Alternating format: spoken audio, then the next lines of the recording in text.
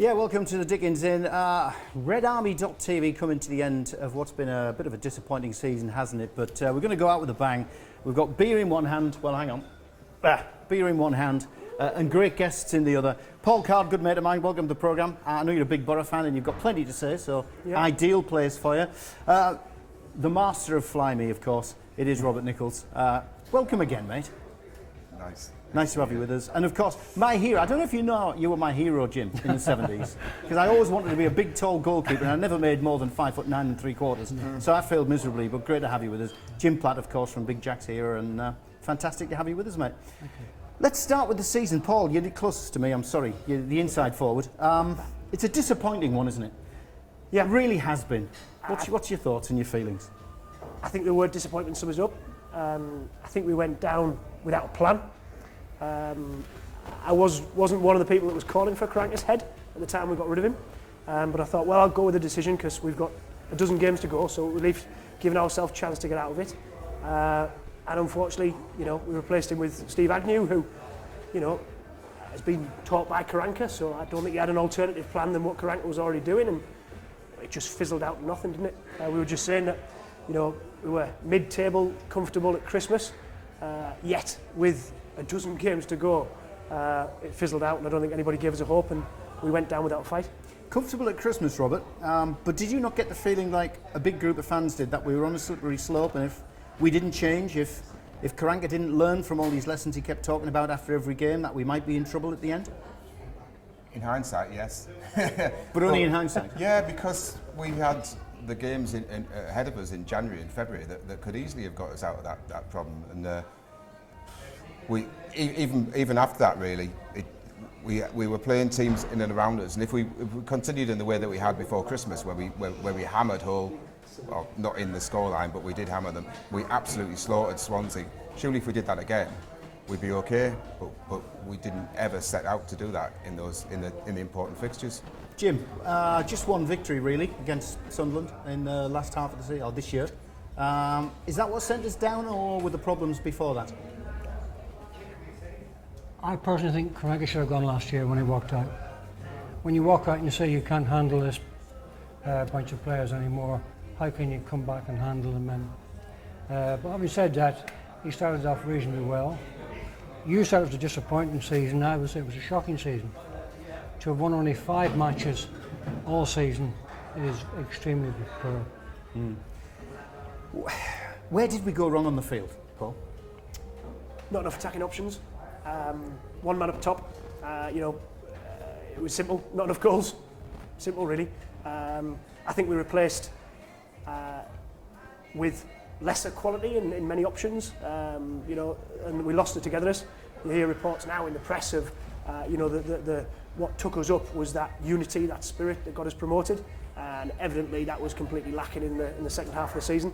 But what took us down? Not enough goals. Pretty simple.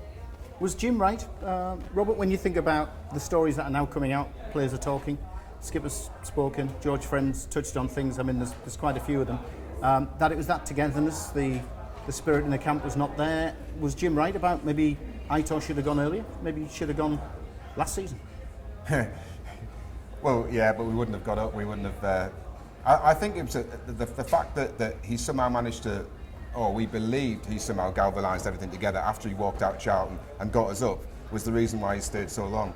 And also, a club that's run on some sort of principle, you don't do what Leicester did, but Leicester stayed up. You don't stick the knife into somebody who's given you an achievement that you've been waiting for 7 years.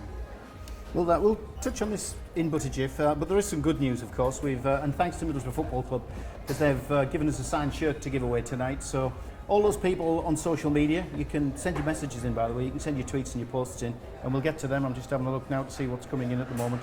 A lot of it about who our next manager should be, which we'll come on to shortly. So get your messages in at Borough Red Army, Facebook, Twitter are the best forms for that. But all those people have been answering the question about who was your favourite player of the year. Who was the player of the year? We've got all your names. They're in a hat. The people in here tonight have been given a slip of paper when they came in. So if you are listening and you haven't got a slip of paper with your name on and your player of the year, then come and give the guys a shout here in the Dickens, because all them will be going into the hat as well, and we'll be doing a draw very shortly. I'll just lean over here without trying to fall off a stool and cripple myself on the broadcast.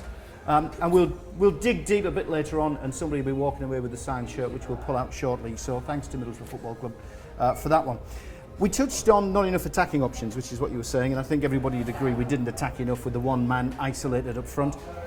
Big Billy Ashcroft came into the RedArmy.tv studios a little earlier in the season. Spike Armstrong as well, your former teammate Jim, came in, and these were their thoughts on where things went wrong. To the modern day, the Borough have just been relegated, of course. Last game of the season is what's upon us at the Riverside. What are your thoughts on obviously them getting there but failing first season? Well, I came up to one of the early games in the season when they were playing Bournemouth, and they beat Bournemouth fairly comfortably, it has to be said. But I always felt they were going to struggle because they didn't score enough goals. In the Premiership, you need to score at least 2 goals to get any sort of result. And I think with the personnel and the quality that was or wasn't in the side throughout the whole of the season, it was always going to be a struggle. And as it's turned out, unfortunately, it has been. A great shame for the supporters because everybody wants to see the team in the best domestic league in the whole of the world.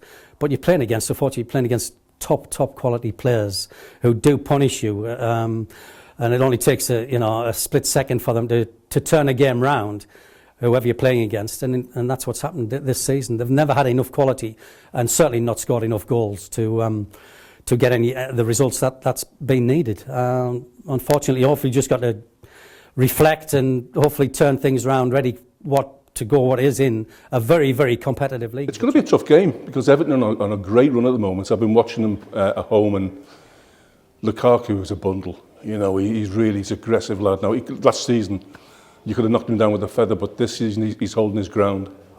Ross Barkley, he never showed the potential last year, but Koeman's actually got him now playing and tackling, and he's got the balance right. But I watched Middlesbrough down there at the start of the season, and they didn't look a bad outfit. But you can't be playing the grade on his own up front. You've got, especially at home, you've got to get somebody up there with him and have a go. If you're going to get beat, or you're going to, like the Spurs last week, or the last game, playing one up front and holding back for 90 minutes, have a go. If you get beat, at least you've done it trying. So the former boys pretty much in agreement with what we were saying about it was the fact we didn't score enough goals that sent us down. Let's be a little bit more positive, fellas. Let's start looking at whatever positives we can pull out of the season. I'm just having a look here. There's a tweet coming from Stu S, who's obviously getting his name into the hat to try and win the signed shirt. Yeah. He reckons Ben Gibson was our star of the season. An awful lot of people, and we've had hundreds of people tweeting and posting on social media, agreeing. I mean, by far. We've even had Brad Guzon mentioned, Jim, but the vast majority is saying Ben Gibson. Was he this standout for you? Yeah, without doubt. He matured as a player throughout the season. He was a better player than he was last year, and he showed he could absolutely make that step up and wouldn't look out of place in a top 8, top 6 side. Jim, an awful lot of people pointed to Victor Valdez after his first 4 games, once he'd got past that initial period, saying what a great player he was. Pity he was missing towards the end of the season. What are your views on Victor? I wasn't a massive fan of his. I know the Gazette rang me up when he was having a bad time, and I had to say nice things about him. And it is hard when you come into the Premiership. It's not the same as he played for Barcelona. In some matches he may not even have got a shot to save. He certainly wouldn't get balls fired in from the line with a big centre forward, because the Spanish teams don't play that way. So it is a different game for him. He did adapt, and he did have a good season in the end. The other goalkeeper, I'm afraid, was less than good, I would say. Okay, Robert, who caught the eye? Let's remove Gibbo from the equation. Let's make it a bit more difficult for you. Who caught the eye for you this season?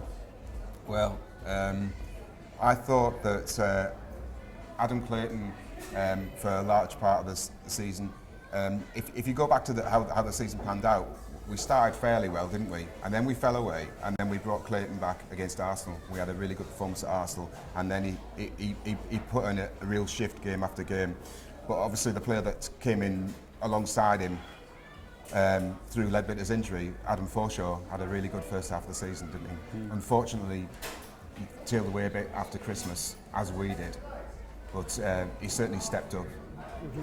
Great season, great first half season, Adam Forshaw. He was my player of the season up until that point, but then faded away, as you say. What about games? While we're trying to pluck something out of what was a disappointing year, any particular games caught your eye, Jim, as good performances? Well, away to Arsenal, I've never ever been to an away match ever until Arsenal this year, and I wanted to go to the Emirates. So that's my only away game, and it was a very good game that day. Arsenal had total possession the first 20 minutes. I said, bloody hell, we're not going to get the ball here. But we calmed down, and in fact, we should have won that game. Home matches, very few and far between. We beat Bournemouth 3-0. Actually, Swansea, we played quite well against Swansea, but Swansea I thought was the worst team to visit the Riverside. So Arsenal away would be my one good game. Rob? It's the only away game I saw, mind. So. Well, that's you pulled the right one out the hat then, didn't you? My best Rob, away, you saw loads. best away game is going to be the Sunderland game, going right back to the start of the season with Stu Arney's double and the second a great game, a great goal. And then I think my favourite game of the season really was the Man City one, where I think we did really go for it in that game, and we were lucky really. It was a draw, but it felt like a victory because it came to the death of it. It was fantastic. Yeah. I was at that game. I took my young'un, who's up here, Jim. He's going to be a keeper.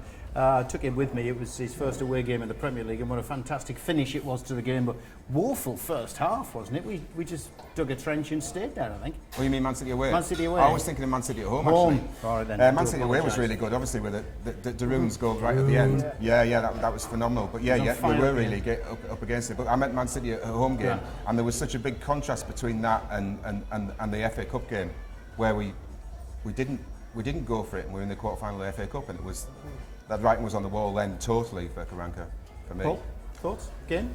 Man City away. As you say, we absorb the pressure. It's what you've got to do when you go to the Man City, isn't it? If you go in 0-0 at half time, it's a good result. But to get a draw in the fashion that we did at the end of the game with Daroon sent the fans wild. Well, it did. It sent us absolutely up on cloud nine. But interestingly, Karanka was not happy with that first 45 minutes, if memory serves me right. Didn't he have a real go at them at half time, saying, why are you defending so deeply? I don't think we mustered a shot in the first half, but got off to a fantastic start in the second. I think it was the beast from about 50 yards, wasn't it, almost? If Man City had played that day like Chelsea played, yeah, then Man City would have murdered us, really. That just showed, for me, at the end of the season, the gulf in class between the teams chasing Chelsea and Chelsea, really. Got a couple of social media posts coming in, tweets from Twitter and posts from Facebook. Jackie Dawson, doesn't matter who we play next season, let's make the Riverside raw as usual.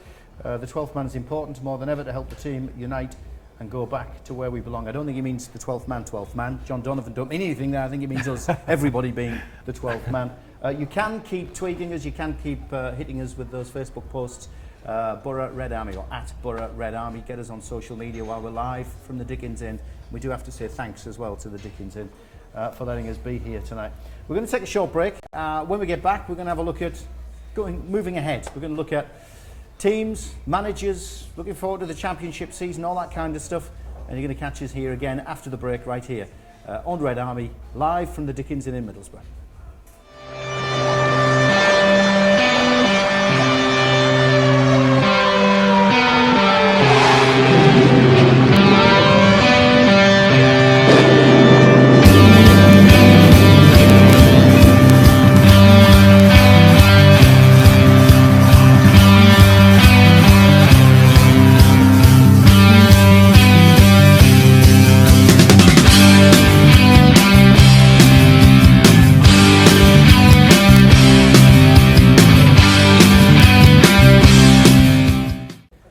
Welcome back to Red Army. We're live in the Dickens Inn. We're streaming live on YouTube, on Facebook, on Periscope, or is it Twitter? I don't know these days. I'm a bit of a heathen when it comes to social media.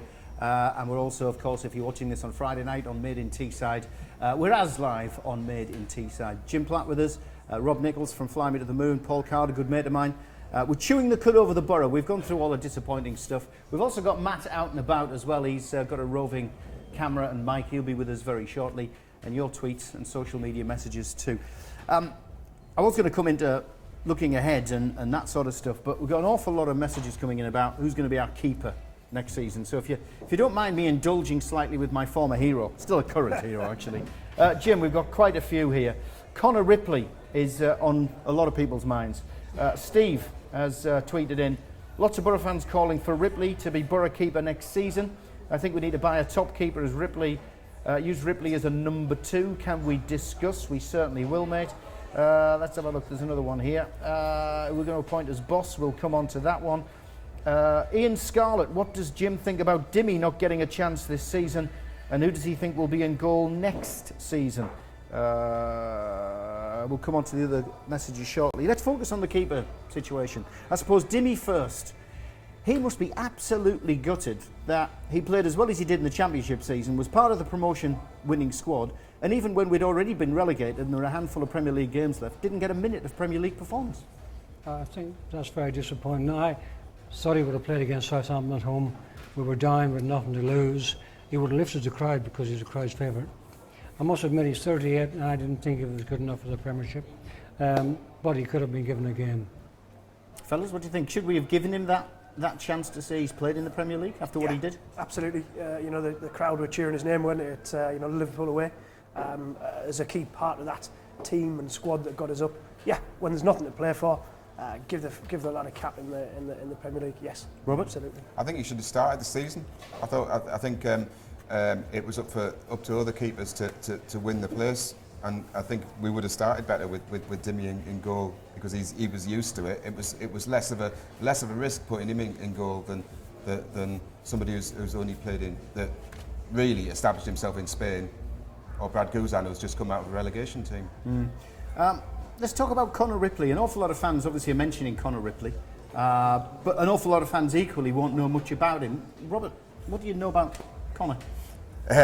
His dad. Yeah, of course. Stu Tripley. Well, yeah.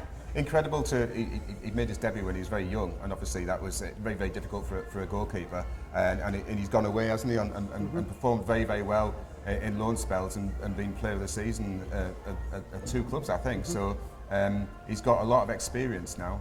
Jim, you'll know more about him as a keeper. Jim, what about this? Let's bring Connor Ripley back and stick him straight in the team. Do we need another keeper? Is Dimmy good enough? Should Connor be in there? What's your thoughts? He's untried in the Championship. But when we got promotion, I was only 22. I think Connor's about 23 now, is he? So and he's had a fantastic season for Oldham. But I can't say how good he is because I've never seen him play. But he had a record number of clean sheets for Oldham in a per team. So he must have had a good season. So why not? The only problem you will have if he doesn't do it, then you'd have to go out and find another goalkeeper, which, once the season starts, will be difficult to do. Yeah. It's going to be an interesting one. I'm sure Dimmy still wants to play because he's got his restaurant to look after. He can't leave, can he? He can't go anywhere. He's going to be doing that. Don't forget, keep your social media stuff coming in. Facebook and Twitter, @Borough RedArmy. Out and about in the Dickens Inn. We've got our camera remotely somewhere. Don't know where it is. I'm just having a look for him now. Can't see because of all these shining lights around us. But Matt Blandy's out there. He's got more social media posts and tweets. Where are you, Matt? I'm just at the back here. Hello. Oh, hello. Hello. Couple of mixed bag of social media really for this week. Starting off with Just Me In It. He said, "Thank feck the season is over. Time to regroup, reflect and refocus." Peter Banford has said, "Even if we go back up, I'm not sure we could expect any different outcome with this squad, and rebuilding is not going to be easy and is risky." Lisa has said, "The fans will never give up or lost faith, and they sing their hearts out until the very end. Players come and go, but our fans are the heart." And one that we've added in from a Southampton fan, Aidan Osman, he said, "Ever since he saw Southampton away at Borough, he has been craving a chicken parmo and it has changed his life." Who'd have thought? Back to you, Dave. Tell you what, mate, do us a favour, have a wander around. We'll pick up some views of the people here in the Dickens as well. So if you can get that lined up for us, mate, that would be good. Great to see that there's a Southampton fan watching. Up the Saints, I can say that, because we're not going to be in the Premier League next season, you buggers. Not me? Envious? Absolutely not. Yeah, well, it's modern technology. There you go, fellas, all the way down to Southampton. Just having a look here. A lot of people talking about managers. If you don't mind me just dipping in there. Guests' thoughts on who they would like as our next manager. Now, we could be gazumped here on the Made in Teesside show because it could be announced tomorrow. Who knows? Who knows what's going on behind the scenes? Another one here, it is Ben Lamb, Nigel Pearson or Gary Monk for manager. Experience versus youthful exuberance. Paul, where are you on the manager situation? I think he's summed it up quite well there. I think it's a short list of two. I think it's Pearson or Monk. Don't forget, there's a few other clubs that are currently battling for the signature of a decent manager as well. So I think it's not it's not an easy task securing either of those. But I agree. I think we've not been treated to particularly attractive football, have we? So getting Gary Monk, who's been brought up on a continental style of possession football at Swansea, would be attractive on the eye and would be good to see. But you look at Pearson and he's got the experience of getting promotion. Although he got a split persona almost in the media from what you read of the players that have played for him. He's got their back and he absolutely is able to motivate the squad of players that he inherits. So on balance, I think I'd be going for Pearson. Pearson. Robert, where are you on this? I'm not sure at all. I can see a lot of plus points and a lot of minus points, or maybe not. Well, Monk obviously did a tremendous job at Swansea, didn't really get enough time, and then what he did at Leeds was phenomenal. They fell away in the end, but anyone who does well at Leeds with all the problems that are behind the scenes, I don't know whether Pearson would talk himself into the job or out of the job. I'm not sure where he is. He did a fantastic achievement at Leicester, but I wasn't sure how he was towards the end of that. He seemed to be, there was several incidents where he could have been sacked, and I don't know where he is now as far as that, because he didn't seem to me that he'd recovered when he was at Derby. He lasted a very short space of time indeed. Jim, I'm not going to ask you whether you want the borough manager's job, but you're a former player. Pearson was a former player. Would he see this job as more than just another gig? Would he see this more as a former club, much more to do as a manager? From what I know about him, he's very self-centred, so he would just do his own thing. I must say, I think it's the chairman's biggest decision over a manager for a long time, because I think the squad needs a huge overhaul and plenty of players brought in. And we haven't a lot of time to do that. When you bring new players in, they take a while to bed down, especially if they're bringing in foreign players. They take a while to settle in. So to me, the chairman has got the biggest job. He said he would never have a foreign manager, and he's had one. So we might have another foreign manager. He always brings up somebody different. Well, it would be a surprise if we got a foreign manager, because all the names that are in the frame at the moment are not that foreign, are they? Matt, you're out and about. Who have you got? Where are you? And who are you out there with? I'm here at the back of the Dickens Inn, and I've got two football fans, Borough fans, Michael and Steph, who were hiding in the back and hoping not to be caught by me, but too late. So your thoughts on manager then? A few suggestions floating around. Who would you like to see in the manager's seat? Monk for me. He's young, he's up and coming. Got to give somebody a chance, haven't you? Can't just stick with the tried and tested. You've got to give somebody a new go. Sorry. Just anyone apart from Agnew, just give someone another chance. What about the season's been dire really, hasn't it? What changes do you think should be made to get us back in the Premier League? Get rid of Agnew. Get clear out of the backroom staff. Leo, everybody who's still there. We need something fresh. Get rid of Karanka's cronies. Just start new. I would give Monk the job now. Give him it for 5 years and say, take us where you want. Do you agree? Yeah, I agree with that, yeah. Just new players. Okay, well, thanks for that, guys. Back to you, Dave. Thanks for that one. Interesting one. I like Steve Agnew. He's a great coach and he's a great lad as well. So I'd keep him on at the club, certainly. I think he's got a lot to offer us. Whether he cut it in his, handful of games, what was it, 11, 12 games he had? Was he given a chance? We could debate that all night. But I'll tell you what we're going to do. We'll have more chat, and Matt's going to be wandering around and other supporters clubs in mass. So it'll be good to get their views as well. The official supporters club, I should say. We'll get their views very shortly, but it's news time. Heidi's been out and about. I think she's been enjoying herself in the sun. Here she is with the news. MFC is delighted to announce that the Academy has once again been awarded Category 1 status for the next 2 years. The title has been awarded following an exclusive independent audit at the Rockcliffe Academy. In the line with the Premier League's Elite Player Performance Plan, confirmation of the status means Borough's Academy will remain among a small number within the highest of 4 category brackets. Ramsdens will continue their record-breaking support for the club next season as the club's principal partner. After 6.5 years promoting the brand of the front of the club's shirts, the decision has been made to give just one of the services Ramsdens offer currency greater awareness. Borough's 2017-18 home kit will be officially unveiled at the Riverside Stadium on Saturday the 3rd of June and will go on sale to season card holders only in the club shop. General sale will then commence from Saturday the 5th of June. And if you have any Borough-related news while we're off through our break, please still get in touch with us. Email studio@redarmy.tv or via social media @Borough Red Army. And over to Dave. MFC. Heidi's here enjoying herself as well, I hope, with beer in hand. Hello, Heidi. Heidi, hi. Cheers. Yes. Is it a wine? It's a wine. Okay, bless you, bless you. You're doing marvellous. Yeah, well done. Yeah, I know. You've got your shift over and done with. We've just got to carry on. You enjoy yourself, Pet. Yeah, we love it. Thank you. Just a quick reminder to everybody who's in here at the Dickens. If you haven't scribbled on a piece of paper, we are going to have a draw before we finish, and that won't be too long. And we have got a signed shirt, actually. I tell you what, I'll pull it out after the shirt, that is, after Matt has been around having a chat with somebody. But a few bits of paper here, stick your name on, stick your player of the year, and we'll pull one out the hat and you'll win a signed shirt courtesy of Middlesbrough Football Club. We've also got a set of autographed Duzza darts in one of the boxes behind the scenes. He gave us earlier. Duzza hit 3 bulls when he was on Red Army live. Fantastic, it was amazing. It's a feat that I've never seen before. 3 successive arrows, 3 successive bulls. It was amazing to watch. So well done, Duzza, and thanks for the darts. And we've got a signed programme as well. All that to give away tonight. So if you haven't got a piece of paper in the Dickens, get your piece of paper and get it filled in. Fellas, we were talking there about, or Jim was talking there about the importance of this next signing, as in the manager. Robert, how important is it to get it right this time? Absolutely vital. We know it took us 7 years last time.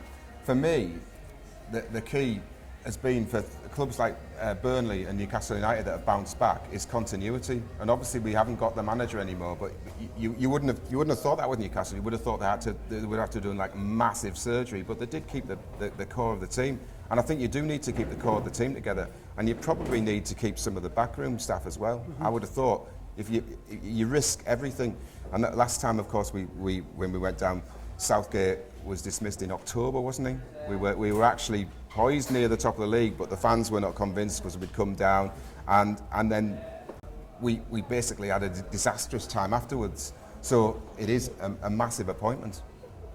We've got a message coming in. Producer Andy's just whispered in my ear. His mum has just tweeted us. Fantastic. I mean, my mum's 82, bless her. Hiya, Maureen. And she's on social media as well. And she said she's a big Saints fan and you don't want Pardew. So would you have Pardew? Would you go against Andy's mum? I think I would. Yeah. You'd fancy him? Yeah. I don't think there's anything to be too critical of. I think he's experienced at both Championship and Premiership level. I think he's proven to have built good clubs. Having said that, maybe she's right. You know, maybe if you talk to a Newcastle fan, I think they'd probably say don't have him either, or maybe they would say have him, depending on which side of the coin you look at. Jim, is it a manager we need who's going to give us attacking football after we've had to suffer for the last 3 years? Is that what's important? We'd like that. 2 strikers on top. But most important is the manager to get us promotion. Gibbo said we got to smash it. Is that, first and foremost, forget how we play, is it just all about getting back into the Premier League? We wouldn't smash it with the squad we have at the moment. So the sooner we get a manager in, let him throw out who he doesn't want and bring in who he does want, and then he should be good enough to take us up. Tell you what, I did say we'd get the signed shirt out. Here it is. This is what we're giving away tonight. So everybody who's been on social media telling us your player of the year, you're all in the hat, as are everybody who's in the Dickens in. So thanks to Middlesbrough Football Club for the signed shirt. That's what we're going to give away very soon, actually. Matt's out and about. He's roving with the microphone. Interesting thoughts on manager, Matt. What are you getting out there? I think you're with the supporters, the official supporters club now, aren't you? I'm stood here next to the bar and this hand's empty, Dave. Something missing. Bit of a hint. I'm with Owen, and what are your thoughts regarding manager? Well, we've got a good track record of inexperienced managers, so I think I'm not really bothered whether he's experienced or not, but I'm fancying Gary Monk at the minute. If Gary Monk got handed a blank cheque from Steve Gibson and he said go and get whatever players you like, who would you like to see in the squad? I'd like to see a creative attacking midfielder like Alan Judge. I think he'd suit us really well. Just someone who can pick out a pass and spend big on one player instead of buying little players and trying to do them up. Brilliant, interesting. Right, back to you, Dave. Okay, thanks for that, mate. So it seems to be the big talking point at the moment. We've stressed how important it is, but going into the championship season, Paul, what do you want to see? Are you wanting to see success? Are you wanting to see attacking football? Or are you the greediest man on Teesside and want to see both? All of the above. Yeah, absolutely. Promotion, 2 up front, plenty of chances, plenty of goals. You know, what a Middlesbrough fan wouldn't give now to see 2 strikers up front on a regular basis. So I think we'll do that. Personally, I think actually the strikers we've got at our disposal are decent quality championship strikers. I'm not convinced if we go back up, we'll absolutely need to add to that. But I think looking at the current crop of strikers we've got, I think they will score goals. Robert, if we started most games with 2 strikers up front, would you recognise it? Well, we did play a couple of games toward the end of the season with Gusted and Bamford, didn't we? And they could well be our championship forwards. And we could have worse. I wouldn't mind getting Albert Adoma back on the wing to service them. I thought you talk about the way that the team morale went down in the season. That was an appalling mistake to sell him right at the start of the season. There was many players that went, like Nsui, and even when Nugent went, what was the point of selling Nugent in the January transfer list? Was transfer window somebody who could come on in the last 10 minutes? So but they were all players that really made the mark in the championship, and you maybe once again have to sign players that can do well in the championship, like Alan Judge, as Owen said. Well, Jim knows about strikers. I mean, you played up front a couple of times, didn't you, before you nailed your feet to the 6-yard I couldn't have post? played up front in that team, but you run the ball, you never get a kick. Where do we need to strengthen in your view? Is it midfield? Are we good enough up front with Gusted and Bamford? Well, I think they will do well. But if either of them get injured, we've nobody else to take your place, so you need to buy someone else to replace them. I would love to see us. We need a right back, and we probably need a goalkeeper, even if Connor is going to be number 1. I don't think Jimmy's going to be number 2. I would love to see 2 midfielders that can run up and down the field and score goals. 2 wingers or centre? Are we talking central here? 2 central midfield and wingers as well. Not Spike and we Poppy. Probably need a right winger. If you keep Stuart Downing, we might not need a left winger, we might not. But it's just that bit of attacking flair coming through from midfield. Our midfielders last season, if you take Downing, De Roon, Forshaw, Clayton and Tarori, if you take the midfielders, they scored 5 goals between them. Between them. Yeah. It's not good enough. Okay, let's get final couple of views. I don't know where he's gone. I can see him in the distance. There's a dim blue light beyond our studio lights. Matt, you're out and about there with some more views? I'm looking over there, I'm looking at you. I'm here with Morton and Sam, and your views for the Borough this season. What do you guys think the season went? Downhill. Downhill? Yeah. Where would be good improvements for the squad this season? Strikers. Anyone in particular you think Monk could bring in if he became manager? Quick, young, and probably one just tall, can head the ball. Who can head the ball? Yeah. What about yourself? Just someone who's quick and tall to work with the wingers. Do you think Monk's favourite, isn't he? But who else do you think could step in their shoes? Someone experienced, really, just knows what they're doing. Someone who can really get us back into the Premier League. Yeah. Fair points. Back to you, Dave. Yeah, thanks for that. I'm just having a look at a bit of social media as it's coming in, and Skype's let me down. It's logged me off, so there you go. That's where all the messages we're going to be filtering through, fellas. I think final few comments, and we'll pull out a name from the old box of tricks as well. So thanks to everybody who's been watching online, and thanks to the Dickens for having us as well. Go on, mate. Put your hand in. Just pull one out. This is for the signed shirt. First and foremost, signed shirt. Who have we got? Pete Brunton, Negredo. Peter Brunton, who's in here tonight, he reckons Negredo. Peter, congratulations, mate. Do you want to come in and grab your shirt? Well done, mate. Cheers, bud. I've dropped it. There you go. I just wanted you to bow in front of me. Congratulations, mate. So that's one winner. I'll pull out the second. What have we got here? I think Does a Darts are next. This is one that's been sent in from Tinternet. Rebecca Stokes. She actually sent it in. She said Clayton was her man of the season.